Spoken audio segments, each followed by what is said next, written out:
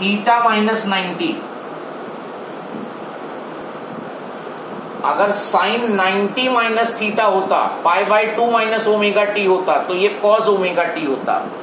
और चूंकि ये माइनस है तो हमने इसको चेंज कर दिया, sign omega t minus pi by 2। और ये जो ओमेगा एल है इसको हम रिप्रेजेंट करेंगे एक्सएल से, एल सब स्क्रिप्ट में है, एक्सएल, एल विल बी सब स्क्रिप्ट। यहां तक के स्टेप चेक कर लो, कोई प्रॉब्लम हो तो बताओ, अदरवाइज फिर हम आगे प्रोसीड करें। एक बार देख लो पूरे step, if you have any confusion you can ask. हाँ, प्लस सी नहीं लगाएंगे? क्या चीज? प्लस सी। प्लस सी नहीं लगाएंगे, वो जो सी की वैल्यू आती है वो 0 आती है, तो कोई जरूरत नहीं है कॉम्प्लिकेशन करने की। यहाँ पर जब हम फिर बहुत लेंथी हो जाएगा, कोई फायदा नहीं होगा उससे, और जरूरत भी नहीं पड़ती है हमें।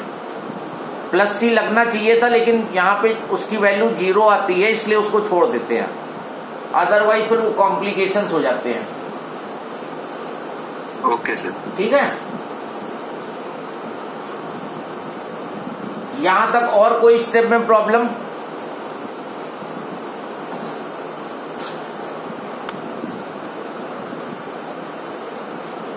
हेलो, हाँ जय, बताओ, बोलो।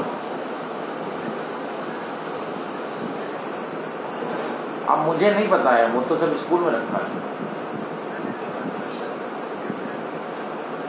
तो यही बना लो, फिर क्या करें। ठीक,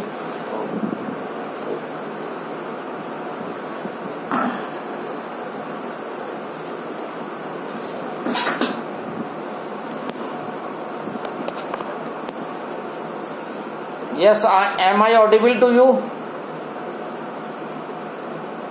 yes sir, okay, yes sir, okay, now so अब आगे आते हैं, इस एक्सेल पे कंसंट्रेट करते हैं। इस एक्सेल पे क्वेश्चन होगा, तुम्हें बार बार यूज होगा एक्सेल। उसके बाद आगे का डेरिवेशन फिर कंटिन्यू कर लेंगे हम, ये अलग से, चाहे बॉक्स बना के तुम भी कर लो। ये जो एक्सेल है इसको बोलते हैं inductive reactance, inductive reactance of coil. ये क्वाइल का इंडक्टिव रिएक्टेंस कहलाता है। This is known as inductive reactance of the coil and its SI unit ohm. अब ध्यान देना, इसकी एसआई यूनिट ओम है। That means it is something like resistance. नाम इसका बदल गया है, लेकिन पर्पस इसका वही रहेगा जो रेजिस्टेंस का होता है। तो जैसे जहां जहां हम रेजिस्टेंस यूज करते थे, अगर क्वाइल आ जाएगी तो उस आर की जगह पर हम एक्सेल यूज करेंगे now onward. X L is known as inductive reactance of the coil. अगर ये पूछे what do you mean by inductive reactance, इसको अगर डिफाइन करने को कहे, लिखो इसकी definition. Opposition offered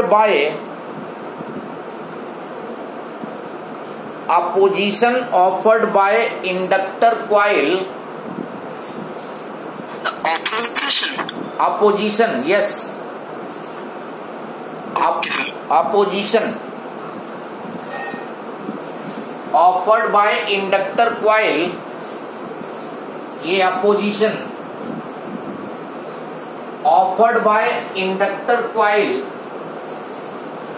to flow of alternating current.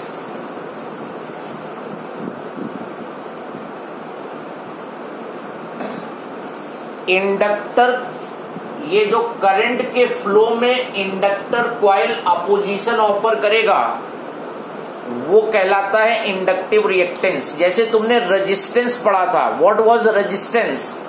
Resistance was opposition offered by the conductor to flow of current, कोई कंडक्टर फ्लो ऑफ करंट में जितना भी अपोजिशन ऑब्स्ट्रक्शन ऑफर करता था दैट वाज रेजिस्टेंस। इसी तरह कॉइल जो अल्टरनेटिंग करंट के फ्लो में अपोजिशन ऑफर करेगा उसको कहेंगे इंडक्टिव रिएक्टेंस। तो देखो पर्पस दोनों जगह सेम है, वहां भी अपोजिशन ऑफर हो रहा था लेकिन वो कंडक्टर कर रहा था, और यहां पे अपोजिशन इंडक्टर कॉइल कर रही है वोल्टेज अल्टरनेटिंग वोल्टेज को। इसीलिए जहां जहां तुम रेजिस्टेंस यूज करोगे वहां वहां पे तुम एक्सेल यूज कर सकते हो अगर कॉइल यूज हो रही है तो।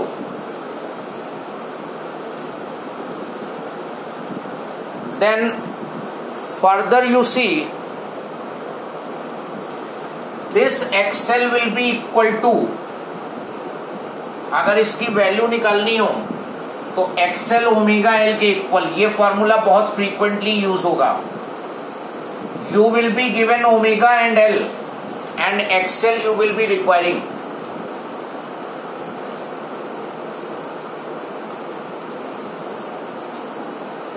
Omega and L will be given and Excel you will be requiring. You can use this formula. कभी कभी ओमेगा तुम्हें डायरेक्ट नहीं दिखेगा तो ये इक्वेशन दी होगी, इसमें ये टर्म ओमेगा से, यहां से ओमेगा निकल आएगा, वो ओमेगा यहां रख लोगे। कभी कभी तुम्हें एसी की फ्रीक्वेंसी दी जाएगी तो ओमेगा की जगह 2πfl, 2πf और एल। तो अगर फ्रीक्वेंसी दी है तो ये फॉर्मूला यूज कर लेना,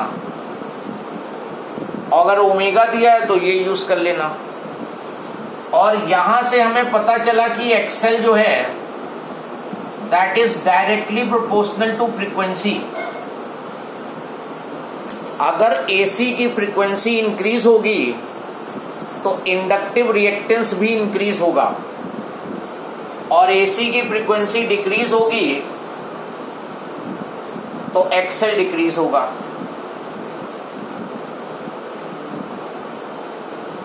फिर कभी कभी तुमसे कह देता है कि एक्सेल और फ्रीक्वेंसी के बीच में ग्राफ प्लॉट करो।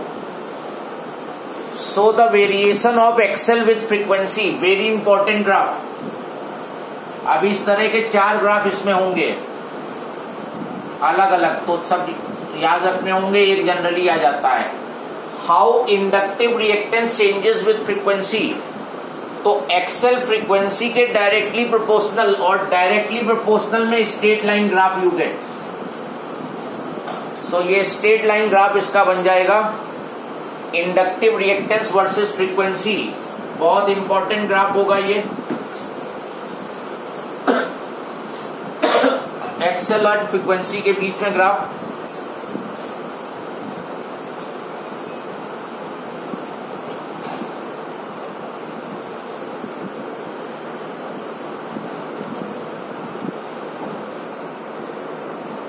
देन ग्राफ सबने बना लिया,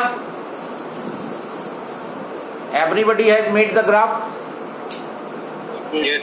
ओके, नाउ अब ये इसका डिफरेंट चीजें हो गई। Now we are continuing this part, यहां से फिर कंटिन्यू होगा। Now I will be written as V nought upon XL sine omega t minus π/2। Now any one can tell what is V nought by XL. देखो V nought है volt में और Excel है ओम में। वोल्ट अपॉन ओम एम्पियर होता है, peak current. ये voltage है और ये समथिंग लाइक रेजिस्टेंस है, तो वोल्टेज अपॉन रेजिस्टेंस करंट होता है, और peak voltage divided by X L है तो पीक करंट आ जाएगा। ये इंडक्टर वाले सर्किट में अगर कहे पीक करंट निकालो तो V नॉट अपॉन एक्सेल लगाओगे। रेजिस्टेंस वाले सर्किट में पीक करंट बोले तो V नॉट अपॉन R लगाओगे, और कैपेसिटर वाले सर्किट में आएगा तो कुछ और लगेगा। बस नाम बदलते जाएंगे, फॉर्मूले बदलते जाएंगे। तो this equation comes I naught sine omega t minus pi by two. This is the final equation for the current you are getting. ये करंट की इक्वेशन, ये वोल्टेज की इक्वेशन।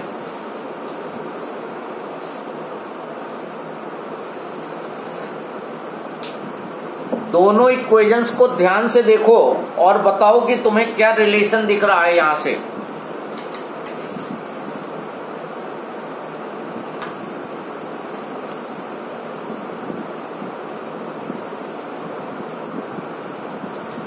इस इक्वेशन को देखो और इसको देखो,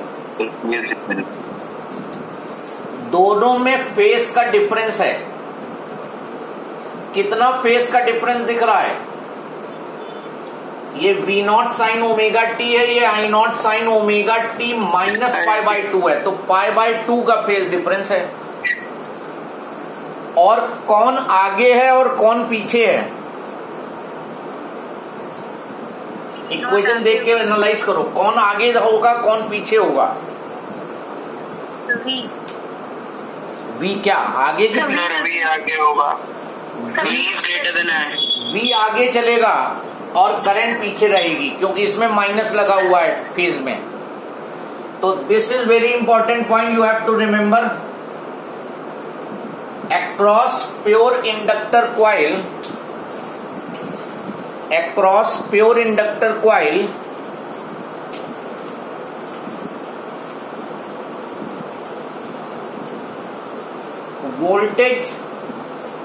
voltage leads the current, voltage leads the current by phase angle 90 degree. यहां पे वोल्टेज जो है वो करंट को 90 डिग्री से लीड करेगी।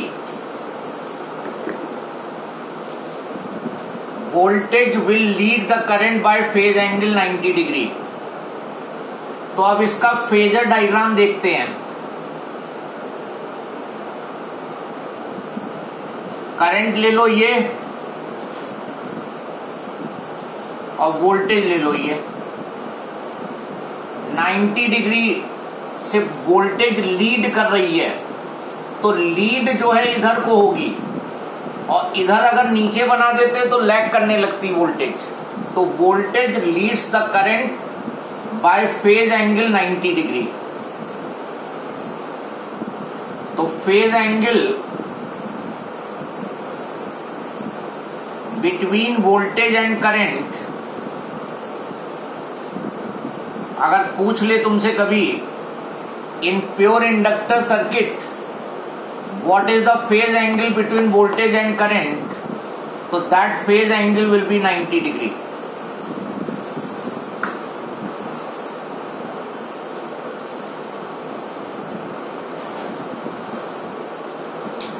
ये सब छोटी छोटी चीजें इसमें याद रखनी होंगी तुम्हें। अभी ग्राफ प्लॉट करते हैं।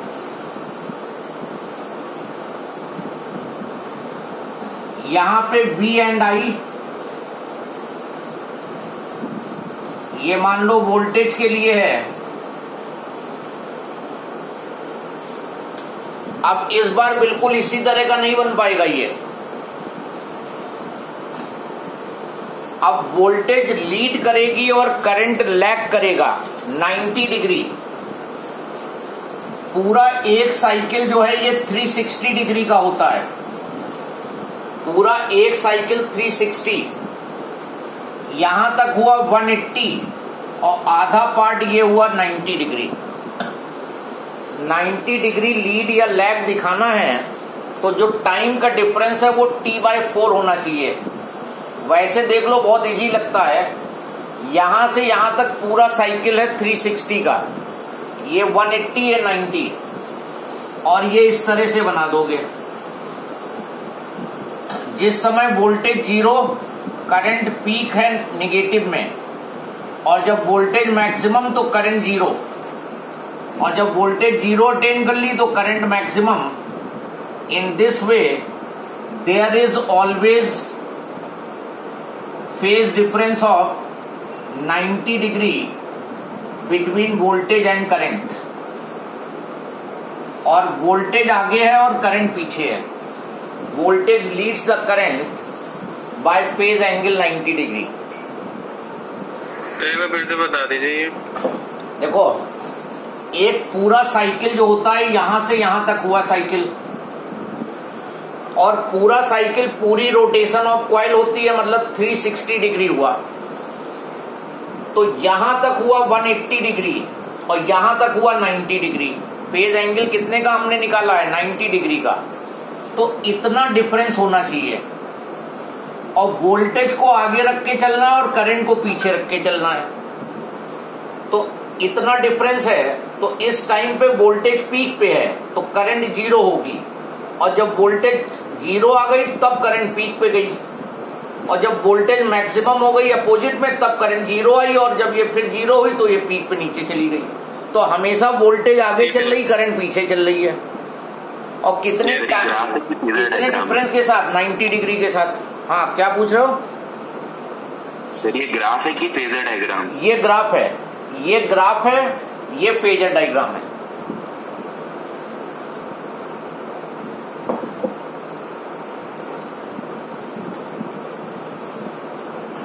This is graph between graph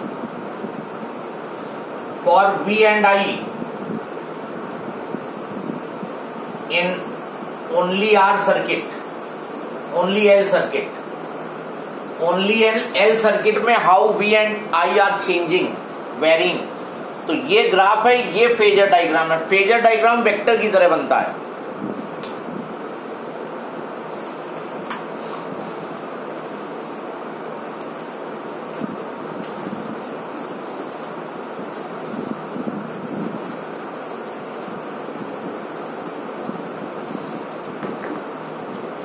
Then again an important point for DC circuit. अब तुमने इंडक्टर कॉइल को उठा के डीसी में लगा दिया. डीसी सर्किट के तुमने कई चैप्टर पढ़े हैं. स्टार्टिंग में डीसी सर्किट सेल लगा के बहुत चैप्टर पढ़े, लेकिन कभी इंडक्टर कॉइल तुमने नहीं लगाई थी. रेजिस्टेंस लगाया था तुमने, सेल के क्रॉस रेजिस्टेंस लगाया था, सेल के क्रॉस कैपेसिटर लगाया था, लेकिन inductor coil you have never used. देखो होता क्या है, अगर डीसी सर्किट ले रहे हो तो डीसी सप्लाई कांस्टेंट होती है. डीसी करंट जो है कांस्टेंट वैल्यू की होती है, तो इसकी फ्रीक्वेंसी डीसी की 0 हो जाती है. डीसी सप्लाई की फ्रीक्वेंसी 0, और जब फ्रीक्वेंसी 0 तो XL is equal to 2πfL होता है. तो XL 0 हो गया, जो कि फ्रीक्वेंसी 0 है. XL 0 होने का मतलब no opposition will be offered. So coil will not offer any opposition to current in DC supply. अगर इंडक्टर कॉइल को तुमने डीसी सर्किट में कनेक्ट कर दिया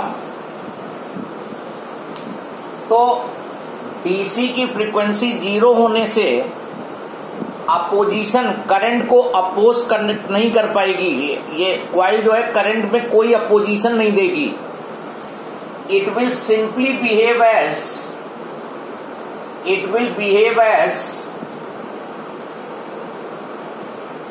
कनेक्टिंग वायर. ये केवल कनेक्टिंग वायर का काम करेगा, that's all. It will behave as connecting wire. जबकि एसी सर्किट में ये लगेगा तो करंट को कम ज्यादा कर सकता है, लेकिन अगर तुमने डीसी में ये इंडक्टर कॉइल लगाई तो उसका कोई पर्पस नहीं रह जाएगा. वो केवल कनेक्टिंग वायर की तरह ही काम करेगा, क्योंकि वो कोई अपोजिशन ऑफर नहीं कर पाएगा.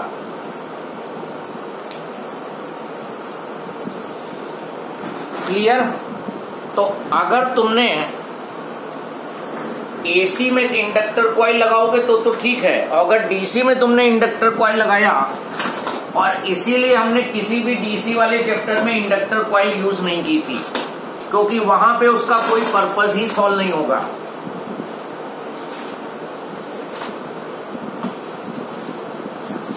Write down one question.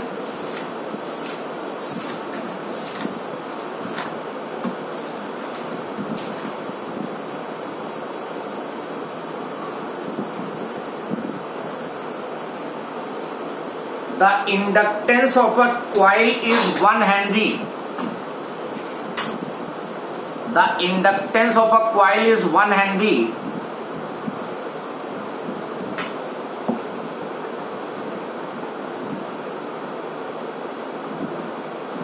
Calculate its inductive reactance for AC of frequency 50 Hz. Find करो, सिंपल प्रॉब्लम है ये। Inductance of coil is 1 henry, L दिया है 1 हेनरी, और inductive reactance XL you have to find for AC of सब frequency 50 hertz. Calculate कर लो जल्दी से। 314 ohm. Yes, 314 ohm.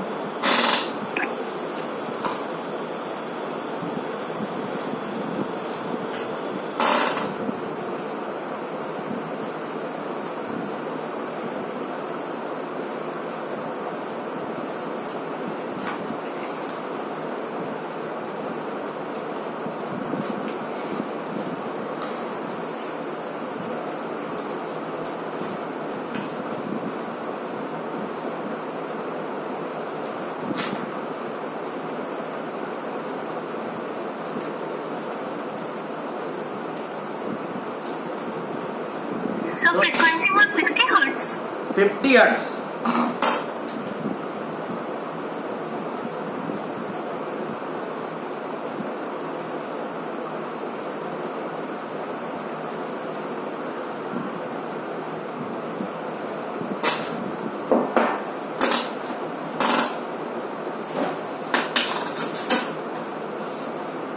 So in this question, inductor coil की इंडक्टेंस एल दिया है 1 henry, frequency 50 hertz. You have to find inductive reactance XL. तो XL is equal to 2 pi F L लगा दो, 2 इंटू